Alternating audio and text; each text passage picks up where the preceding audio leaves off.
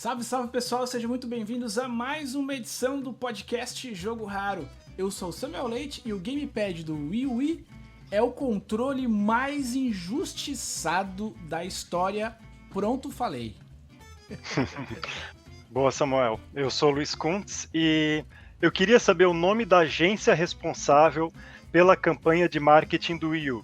Só para eu ter certeza de nunca contratar por engano.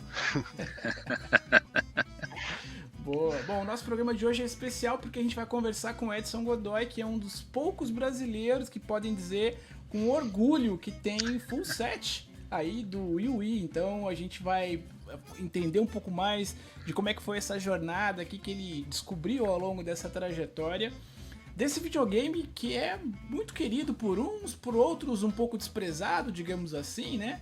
Mas se a gente for lembrar lá atrás, quer dizer, um videogame que foi lançado em 2012, inaugurou de certa forma a 8ª geração de consoles, e ele foi o primeiro videogame da Nintendo a suportar gráficos em alta definição por meio do padrão HDMI. O videogame teve uma campanha de marketing, como o Luiz dividiu com a gente aí, horrível, para não dizer ruim, né? Aliás, para ser mais claro de maneira efetiva, né? Pois a empresa não conseguiu fazer a maioria dos consumidores entenderem o que era de fato esse novo console, né? Era um Wii 2.0, o que era aquilo que estava acontecendo, né? Além disso, contou com uma fraca adesão de empresas third party que acabaram não, de alguma forma, absorvendo e produzindo conteúdos para a plataforma. A consequência disso foram as fracas vendas no console, que, de acordo com o levantamento que a gente teve aqui, gerou cerca de 13,56 milhões de unidades vendidas no mundo. Quando a gente compara, por exemplo, com o seu sucessor, que foi o Wii, ele vendeu 101 milhões de consoles, de unidades, ou seja, 7 vezes mais em comparação com o Wii U. Apesar disso, como a gente bem colocou, é um videogame muito querido pelos colecionadores e possui excelentes jogos, eu posso atestar aqui com certeza. E é sobre isso que a gente vai trazer, na verdade, esse episódio especial do Jogo Raro, falando um pouquinho sobre esse console tão querido, tão bacana, que é o Wii U. Legal, Edson, então eu queria primeiro, para começar o nosso papo, né, que você falasse um pouquinho, então, aliás, até antes da gente falar sobre a plataforma propriamente dita, eu queria muito conhecer um pouquinho da tua trajetória, da tua jornada no mundo dos videogames. Quer dizer, como é que você começou, qual foi o primeiro console, o que você fez como é que foi, na verdade, o início da tua jornada nos videogames? Bom, primeiramente, bom dia, boa tarde, boa noite, né? Para quem tá ouvindo aí, para quem tá no ao vivo, boa noite. Agradecer vocês pelo convite para estar aqui, muito bacana, um podcast sensacional. Eu conheci vocês através do Wellington Taliati, né, da loja Player 2, ele sempre fala de vocês, e é um prazerzaço estar aqui, trocando essa ideia com vocês e com o público de vocês, que eu sei também que é especial. Bom, minha trajetória com os games começou quando eu era pequenininho. Eu tinha em torno de 5, 6 anos de idade. A minha família ganhou um Odyssey, né? Um Philips Odyssey na época, que na verdade é o Odyssey 2, né? Que aqui no Brasil ganhou só o nome de Odyssey. E a partir daí, digamos que foi amor à primeira vista, assim, né? Nunca mais larguei essa vida. Até tive alguns períodos de hiatos curtos, época de estudar para vestibular, essas coisas. Eu fiquei um tempinho sem videogame, mas eu nunca deixei de jogar. Nessas épocas que eu fiquei sem videogame, eu jogava no computador. Então, o videogame sempre fez parte da minha vida, é uma paixão. E até que em 98 eu abri uma loja de videogame na minha cidade natal, em Campo Grande, Mato Grosso do Sul. E quando a loja fechou, 2 anos depois, eu comecei a colecionar, porque o acervo da loja, o estoque da loja ficou na minha mão. Eu até vendi algumas coisas, mas eu falei, opa, acho que vou ficar com isso aqui. Vou ficar com isso aqui também. E aí eu fui ficando com muita coisa, acabou se iniciando uma coleção aí, que tá firme e forte até hoje. Muito bacana. E explica para quem não conhece, evidentemente ainda, o que é a VGDB, como é que funciona, como é que surgiu essa iniciativa que é muito bacana. Dá um overview aí sobre o VGDB para os nossos ouvintes e agora espectadores também. Bora.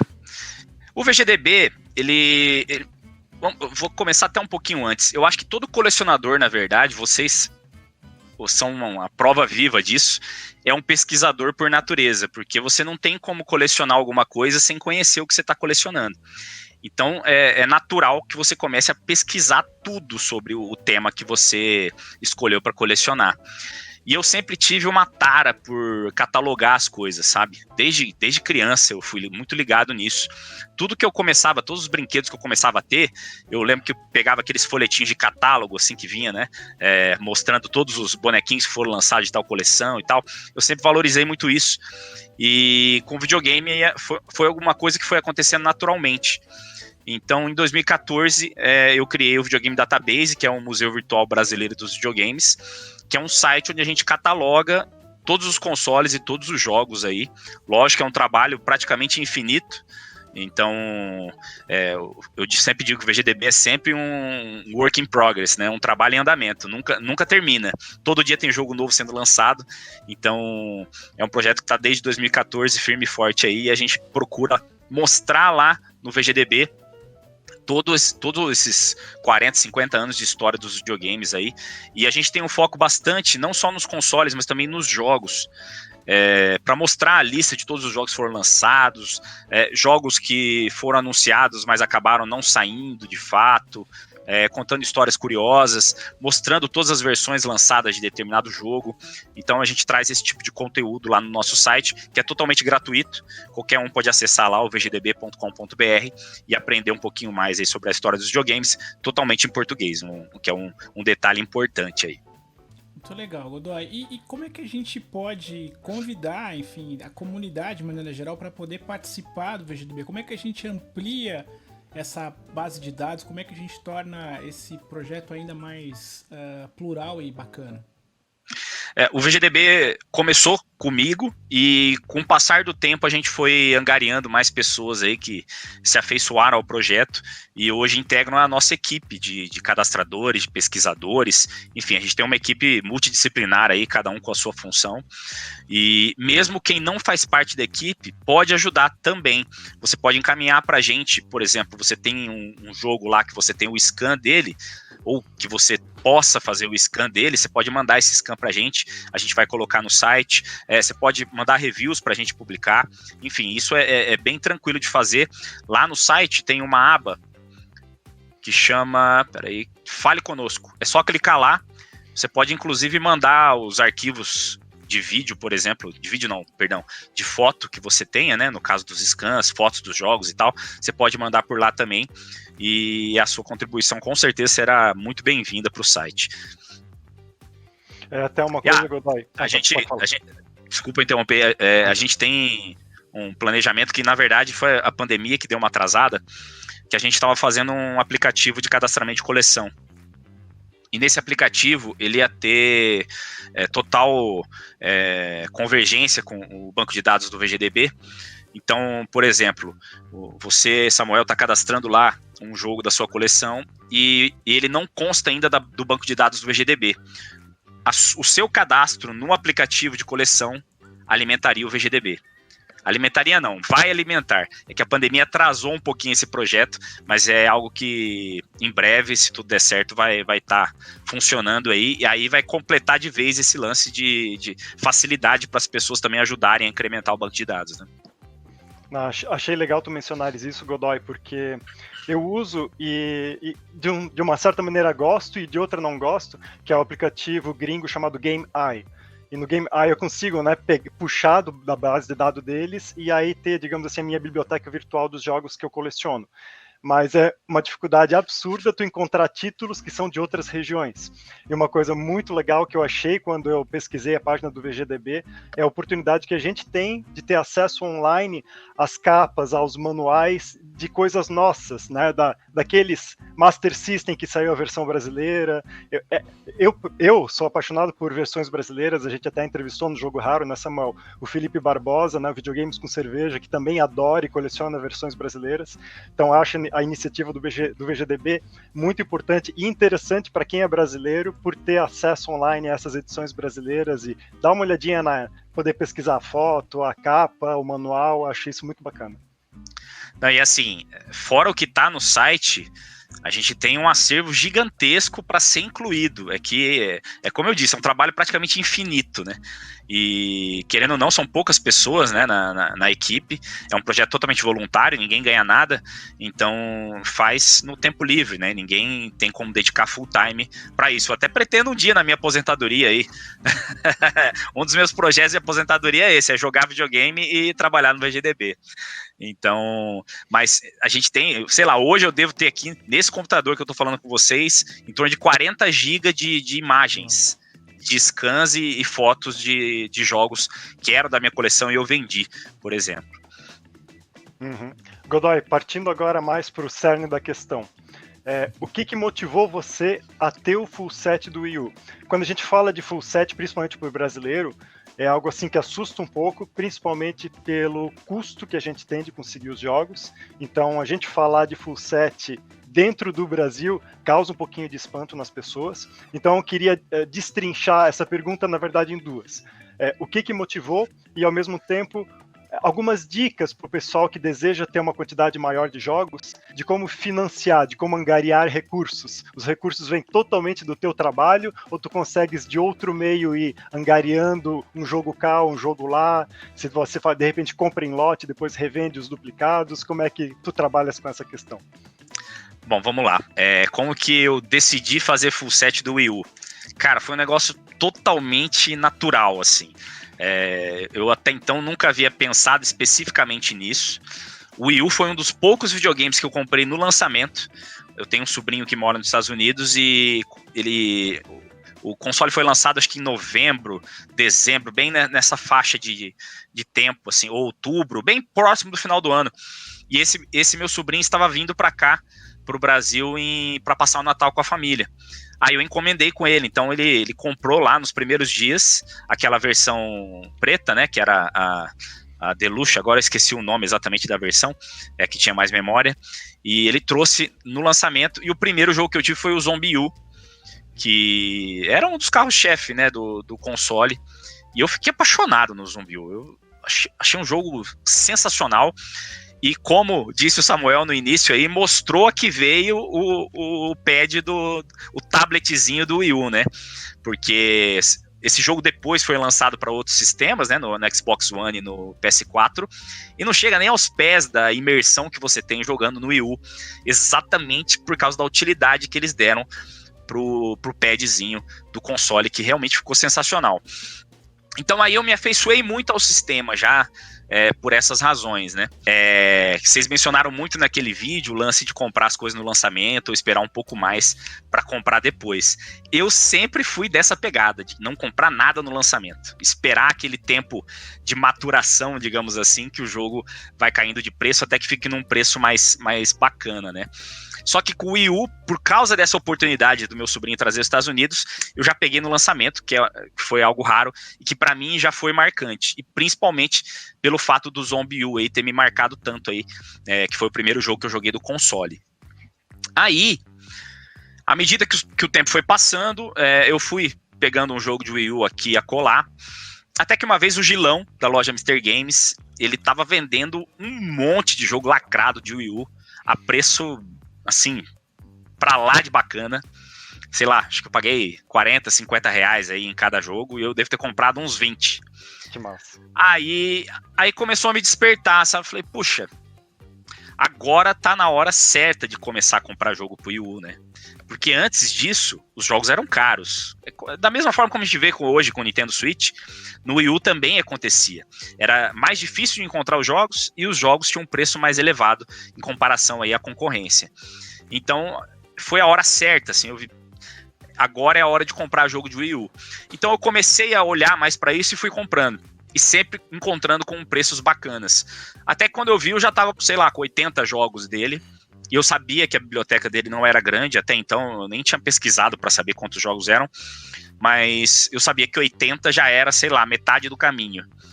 Aí eu falei, por que não? Então vamos tentar, né? Vamos começar a procurar e tal.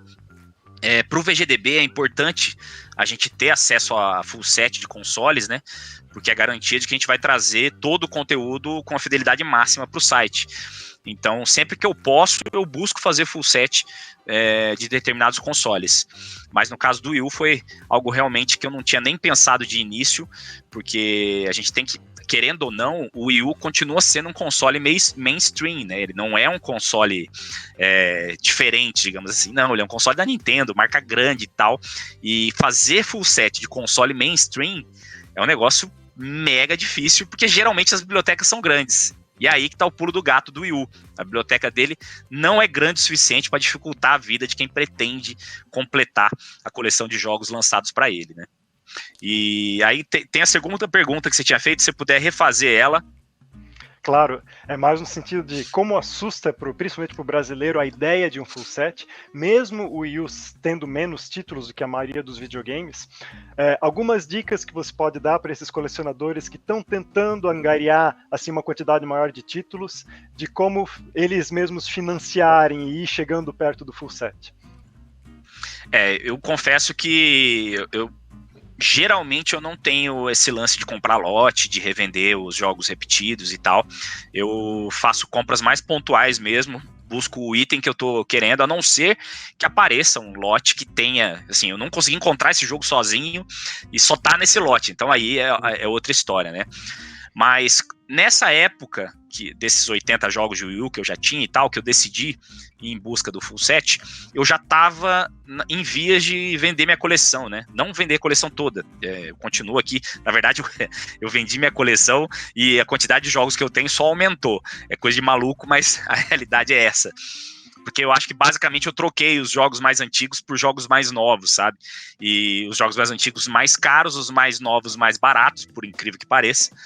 E aí acabou que a coleção até aumentou em termos de quantidade de jogo, mas diminuiu em termos de volume. Os jogos hoje ocupam menos volume, né?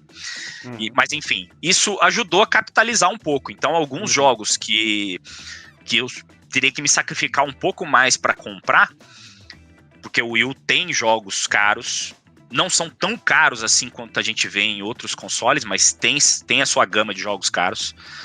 E isso ajudou a me capitalizar o suficiente para conseguir comprar esses jogos sem tanto drama, assim. Era mais fazer o trabalho de pesquisa, procurar o melhor preço e mandar ver, assim, sabe? Mas realmente, se você quiser completar um full set de Wii U hoje, não tem muita alternativa a não ser olhar para o mercado externo. Você vai conseguir muita coisa aqui no Brasil. O próprio Wellington Taliati da loja Player 2, ele tem uma gama enorme de jogos de Wii U à venda. O Gilão também. Mas aquele grupinho mais complicado, provavelmente você só vai conseguir encontrar em lojas gringas ou até mesmo no eBay. Então, nessa parte aí, prepara o bolso que vai doer.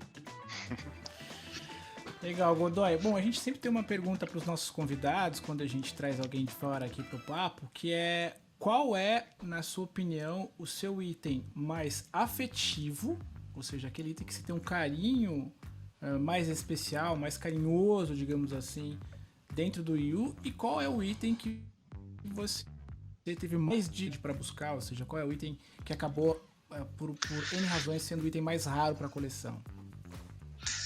O que eu tenho mais carinho, eu acho que vai ser o Zombie U mesmo, cara. Por incrível que pareça, um jogo mega comum do Wii U, mas que eu sou apaixonado pelo tema. Juntou dois temas que eu gosto muito, zumbi e apocalipse. Eu curto pra caramba filmes e jogos com temática pós-apocalíptica, né? Então o Zombie U se encaixou como uma luva pra mim. E ele tem uma sistemática de jogo que é aquela que... eu até esqueci o nome que se dá a isso, tem um nome específico, que você vai com seu personagem e é com ele do início ao fim, assim. Se você morrer, aquele personagem morreu, não volta mais, já era. Aí você começa com outro personagem e tá lá até o corpo do seu personagem morto lá com a mochila cheia dos equipamentos que você tinha, né, e tal. Então isso, na época, me chamou muita atenção. Até então eu não tinha jogado nenhum jogo que funcionava dessa forma. Não que não existisse, mas eu não tinha jogado ainda. Então isso me marcou bastante. Então eu digo facilmente aí que o Zombie U é o item que eu mais tenho afetividade e carinho na minha coleção de Wii U. Tem um jogo que vai entrar aí, vai ser o irmãozinho do Zombie U aí, só que esse eu não consegui ainda, que é um exclusivo do Japão, que é aquele F1 Race Stars. Tem no PS3 e no Xbox 360, e a versão do Wii U dele saiu digitalmente no mundo todo, mas em mídia física só no Japão. Esse eu tô tendo dificuldade por causa da pandemia. O jogo não é caro, mas por causa da pandemia, quase ninguém tá mandando pro Brasil, então tá complicado. Mas esse aí com certeza vai ficar do ladinho do Zombie U aí, nem tanto pelo Wii U em si, mas pela temática de Fórmula 1, né, que eu gostei muito do jogo no 360 que eu joguei principalmente. Em relação à raridade... tá. Raridade. O último jogo que eu consegui foi um Just Dance, por incrível que pareça. Foi o jogo que eu mais demorei pra conseguir. Porque o Just Dance tem aquela linha Gold, né? Que vem tipo um DLCzinho no jogo. É basicamente o mesmo jogo, mas com um DLCzinho, só que capa muda, código de barra muda, código de produto, enfim. É vendido como outro jogo, né? E no caso do Wii U foram lançadas 2 dessas Gold Edition. O Just Dance 2016 e o Just Dance 2017. O 2016 você encontra a rodo. Até que no Brasil é fácil de encontrar. Mas o 2017 foi carne de pescoço para encontrar. E não era caro, assim, sabe? Não era um jogo caro. Mas foi bem complicado de encontrar. Então eu diria que dos jogos de linha do Wii U, sem contar edições especiais, eu acho que a mais complicadinha foi esse Just Dance 2017 Gold Edition. E aí tem também a questão dos jogos edições especiais, edição de colecionador, que daí o buraco fica mais embaixo ainda, né? Eu, por exemplo, ainda não completei o full set dessas coleções. Ainda me faltam algumas delas. Uma que eu posso citar, que eu tô tendo uma dificuldade tremenda de encontrar, não só encontrar, mas encontrar com um preço razoável, assim, porque quando eu encontro o preço é lá nas alturas. Na verdade são 2 edições. A Super Smash Bros, que vem com aquele controle do GameCube e o adaptador, e o Zelda Twilight. É o Twilight? Não, minto, o Wind Waker. O Wind Waker que vem com o Amiibo. Nossa, essas duas tão punk pra encontrar. O Twilight eu tenho com a versão com o Amiibo. Eu comprei até aqui no Brasil mesmo, na época. Mas essa do Wind Waker tá punk. Eu acho que o do Wind Waker ele não é um Amiibo, ele é uma estatueta do Ganondorf, né? Eu acho que na época que lançou nem tinha Amiibo ainda, que é uma estatueta maior do Ganondorf. Ah, pode ser. E essa realmente já alcança uns preços meio chatinhos, assim, pra conseguir. Não, e essa aí eu não digo nem o preço o maior empecilho, essa é não encontrar. Você não encontra essa. Essa é punk. Eu e o Samuel, quando a gente fala de PS3, a gente às vezes fica encucado, porque a gente não encontra na internet muita informação sobre quantidade de mídias físicas produzidas de determinados jogos mais raros, mais escassos. E o Wii U, ele tem aquela versão da Limited Run Games, que é o Action Verge Multiverse Edition. Eu lembro que quando a Limited Run lançou, eram 4.000 unidades. Será que dá para considerar como jogo físico com menos quantidades produzidas esse Action Verge da Limited Run? Eu acho que não, porque esse Action Verge eu não tive dificuldade nenhuma de encontrar, por incrível que pareça. Encontrei até no Mercado Livre, e quando eu comprei, não era a única unidade sendo vendida, sabe? Tinha outras sendo vendidas. Eu não sei como tá hoje, né? Eu costumo dizer, jogo de coleção, quando você compra, você esquece. Você nunca mais vai ficar investigando o preço, quanto que tá valendo, não. O preço do jogo importa pra você até o momento que você compra. Depois que você comprou, eu não quero nem saber.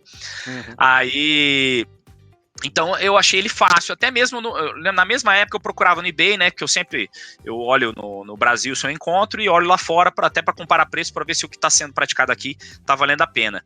E a gente tem essa visão de que aqui está sempre tudo hipervalorizado, super caro e tal. Nem sempre. Às vezes você encontra coisa aqui, muito mais perto de você, muito mais fácil de conseguir, com um preço mais em conta do que lá fora. Mesmo sem imposto, sem frete, sem nada. Então, sempre tem que pesquisar, não é ficar nesse achismo, não. Pesquisa antes, que às vezes você vai se surpreender com os preços que você encontra no Brasil. Então, esse Action Verge eu não senti dificuldade, sabe? Eu acho que nesse quesito, o jogo que vai ser com a tiragem mais limitada vai ser o Shakedown Hawaii. Que foi lançado mais recentemente. Pela V-Blank, né? Se eu não estou enganado. Ah, interessante. Esse Shakedown eu não lembrava, realmente. O Shakedown, inclusive, ele foi lançado em 2 versões, uma edição normal e uma especial. É miguezinho, né? Porque é basicamente a mesma coisa e tal. Acho que o especial tem uma capinha diferente, umas coisinhas assim, sabe? Esse jogo aí eu tive dificuldade para conseguir. Eu consegui comprar no lançamento, só que a V-Blank, eu acho que tava na pandemia já, eles não estavam mandando pro Brasil. Aí eu tive que fazer aquele esquema de redirecionamento e tal, e eu nunca usei redirecionamento, acredite se quiser, eu sempre compro de quem manda pro Brasil, e aí eu sofri um bocado aí, porque no envio pra cá, eu não sei o que eles fizeram lá no invoice, que virou uma bagunça, a Receita me carcou com força, e o jogo ficou 5 vezes mais caro, mas tá bom. Só dele tá na minha mão, porque esse assim, é o tipo de pacote que eu sabia, se eu perder, ferrou. Então esse pacote tinha que chegar, entendeu? Então, mesmo sendo mega, hiper, ultra tributado, eu fiquei bem feliz. Legal. Uma coisa que eu e o Samuel a gente discute bastante, e é algo do PlayStation 3, é o fato dele ser região livre. E aí isso dá acesso a uma gama de jogos que a gente acaba tendo que ir atrás, que são exclusivos europeus, exclusivos asiáticos, e acaba chamando atenção porque, pelo fato de ter linguagem em inglês e só ter saído fisicamente nessas outras regiões, a gente tem vontade de adquirir. Eu queria saber em relação à tua vontade, à tua motivação. Você sente vontade e motivação para adquirir exclusivos regionais da Europa e regionais asiáticos, no caso do Wii U, já que ele tem trava de região? Então, meu foco inicial era o full set americano. Feito o full set americano, eu comecei a buscar os jogos exclusivos das outras regiões, mas assim, sem desespero. Na verdade não existe desespero para nada, né? Mas sem aquela tara, nossa, eu preciso ter e tal. Porque pode ter certeza que um dos fatores que tira esse apelo é o lance de não ser compatível, né? Existe destravamento no Wii U e tal, mas a questão de destravamento de região nele é mais complicada. Tem gente que fala que não dá para fazer, tem gente que fala que fez e não sabe meio que dizer como que faz. É um negócio meio obscuro, sabe? Um terreno meio cinzento. Então acaba que uma alternativa, eu acho que pode ser interessante, é fazer o destravamento do console e jogar a versão digital do jogo, porque a maioria desses jogos exclusivos estrangeiros saíram a versão digital dele nos Estados Unidos, então não é que não dá para jogar, mas você não pode até não usar o disco, mas você consegue jogar o jogo, né? Mas ainda assim, eu pretendo ir pegando essas edições. No caso do Fórmula 1 que eu mencionei, eu tô fazendo uma coleção específica de jogos de Fórmula 1, então só por isso já seria interessante. Mas do Wii U, eu pretendo também, mas sem esse desespero e tal. Vou até mostrar 2 aqui que eu peguei, os 2 últimos de outra região que eu peguei do Wii U aqui. Esse aqui que eu peguei lá com o Taliat, joguinho da Nintendo de desenho, né? Art Academy, foi lançado só na Europa. Aliás, na Europa, acho que na Austrália também. E esse aqui é especial, que é o Yakuza 1 e 2 HD. Esse foi lançado só no Japão. Legal. E esse jogo que é bem bacana. Eu já tinha a versão dele do PS3, né? Que a do PS3 tem legenda, acho que em inglês, se eu não me engano. Mas aí eu vi que tinha pro Wii U, falei, putz, legal, né? Tem que pegar. Eu gosto bastante de Yakuza. E é interessante, né? Que a capinha japonesa é preta, né? Não é azul igual as outras. E aqui em cima tem esse degradê de azul com preto aqui, que é bem bonitinho, né? Que é um detalhe bacana aí da caixinha. E ó, antes que diga que a caixinha não é original, tá aqui o selinho Nintendo aqui. Não, tem. É preta mesmo as caixinhas japa. Que massa. Muito bonito o item. Queres jogar a última pergunta, Samuel? Já que eu já tô aqui perguntando demais pro Godoy. Pode ser. Na verdade, assim, o que a gente queria saber, Godoy, era um pouquinho sobre essa coisa das versões, digamos, nacionais exclusivas, ou as luvas nacionais. Você também se interessa? A gente sabe que tem 17 jogos, né, com luvas brasileiras de Wii U. Você também busca as luvas nacionais? Como é que é o teu olhar para as edições especiais aqui do Brasil? Eu vou ser bem sincero com vocês. Eu ainda não fui atrás disso. Eu sei que elas existem, que é uma quantidade pequena, né? 17 jogos nem é tão desesperador assim. Por incrível que pareça, elas não são tão caras. eu não me lembro desses 17 jogos, tem algum jogo que seja espetacularmente caro. Eu acho que o mais caro vai ficar na faixa de uns 300, 400 reais, se tiver jogo que chegue nesse patamar. No geral, aí é de 100 a 200 reais, você consegue comprar boa parte deles. Para o VGDB, é interessante esse tipo de material. Mas eu confesso que para minha coleção eu não fui atrás. Eu ainda não sei se eu irei, mas eu gostaria principalmente para o VGDB. Então acho que é mais fácil eu pedir para algum colecionador que eu sei que tem colecionadores especializados em jogos nacionais, né? Para eles fazerem o scan para mim da luva, porque o jogo embaixo é igual, né? Então é só a luva mesmo que diferencia. E o Samuel até tocou num ponto interessante, né? Edições especiais brasileiras. É um terreno meio cinza também, né? Porque, na verdade, é o jogo normal e os caras fizeram a luva exatamente para não ter que abrir o jogo, igual a NC Games fazia, né? Colocando aqueles adesivos, aqueles manuais migué que eles usavam na época, que eles eram obrigados e tal. Aí eles tiveram essa ideia da luva, que eu achei que foi uma grande sacada. Porque você mantém o jogo totalmente original e consegue fazer uma capa 100% nacional, né? E isso valeu também para o 3DS, se eu não estou enganado, eles fizeram essa mesma estratégia. E aí é naquela parte que a Nintendo não tinha representatividade oficial mesmo aqui no Brasil, né? E aí se criou esse artifício que, para a questão de coleção, é bem bacana, mas eu confesso que para mim não teve muito apelo, sabe? Eu tô mais preocupado em pegar as edições especiais como essas que eu mencionei, do controle do Smash Bros e da estatueta do Wind Waker, do que buscar essas edições aí essas nacionais que tem as luvinhas. Godoy, cara, eu queria te agradecer muito pelo teu tempo, pela disponibilidade, por bater esse papo com a gente, foi muito legal a conversa e eu queria já meio que te convidar pra gente falar sobre outros temas aí. A gente sabe que você é um entusiasta, mais do que um entusiasta, você é um estudioso do mundo dos games, é muito legal, muito bacana. Então eu queria já deixar mais ou menos no ar aqui o pré-convite, aquele modelo, aquela forma que a gente faz pro cara não dizer não, né? A gente já meio que fala no ar assim, pra gente falar sobre outros temas, inclusive Xbox clássico, né? Que é um tema que a gente já deu um spoiler grande aqui, que a gente deve falar sobre ele em breve. Mas sobre outros temas, cara, sobre game de maneira geral, queria muito te agradecer e dizer que foi demais aí poder te conhecer virtualmente agora, né? E poder bater esse papo contigo aí. Não, o prazer foi meu. E ó, pra eu participar de novo, eu vou condicionar que tenha um episódio especial sobre Atari Jaguar aqui no Jogo Raro, hein? Ah, verdade. Boa. Temos que falar do Jaguar. Eu que agradeço aí o convite, viu? Obrigado mesmo, é um prazer estar participando aqui com vocês e poder contribuir com o podcast que está crescendo cada vez mais aí, muito bacana. Obrigado, Godoy, foi um prazer.